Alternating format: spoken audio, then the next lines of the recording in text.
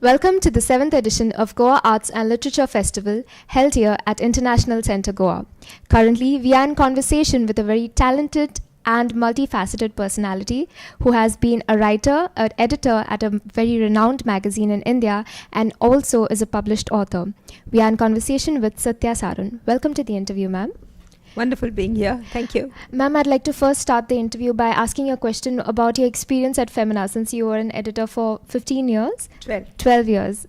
So it's quite a long time. And how have you seen the scene of feminism, or maybe the role of women playing in India, evolve during those 12 years?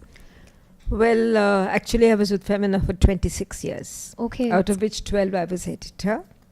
And we were feminists in a different way. We did not burn our bras. We did not go on protest marches.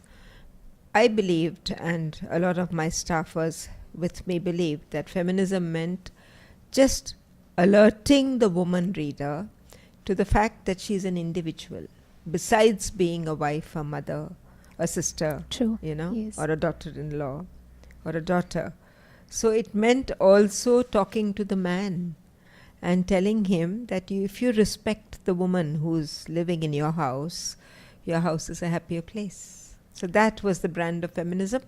And yes, we did see a lot of men understanding what we were saying. They would read the magazine, they would write for us, and I think those homes might have had more laughter in them. And ma'am, how have you seen the scene evolve from maybe back when you joined to maybe present day?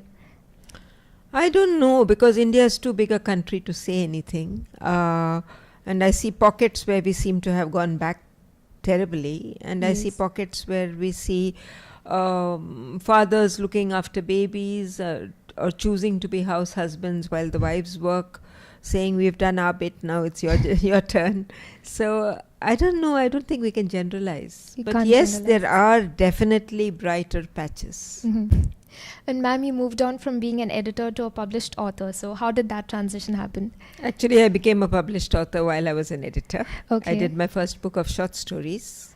It was called Night Train and Other Stories, which is now republished as The Dark Side. That happened when I was still working with Femina. Okay. And Gurudat, which was my first biography, happened when I was working with DNA and bringing out a magazine called Me. So it's always been running parallel. Okay. And now that I am not an editor and I don't have to worry about deadlines, I create deadlines by saying I want to write books. So I write books. Ma'am, you've shown special preference towards writing biographies rather than fiction, since you have 3 biographies out. So is there a special reason behind it? No, I definitely like to write fiction, but fiction needs a certain frame of mind, which I don't know. I seem to find more inspiration for fiction when I'm very busy. Okay. And when I'm quiet, it's good to do a biography because the material is already there and you're researching. So that's the journalist in me. And all my biographies are either related to cinema or music. Why so you like it? Because that's my passion. And ma'am, how long does it normally take you to write a biography? How long did it take you to write the previous ones? Well, the first one, Gurudat, took 2 years because I had to interview somebody, Abrar Ralvi, and I would meet him once a week.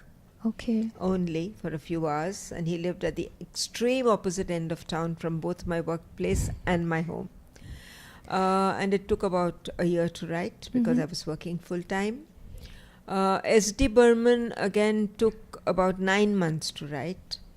The actual research took less. Jagjit Singh took about a year to research because I had to meet various people. All of them were not always there or ready to meet me. And the writing, you won't believe, took 30 days. Only? Well, I was going on a trek. Okay. And I said, suppose I don't come back. So I don't want to leave a half-written work. So I wrote the first draft in 30 days. That was quite some motivation over there. Yes, absolutely. And ma'am, moving on to the books that you have already written, do you have some more coming out? Yes, I have one now which is almost done. I should have submitted in November.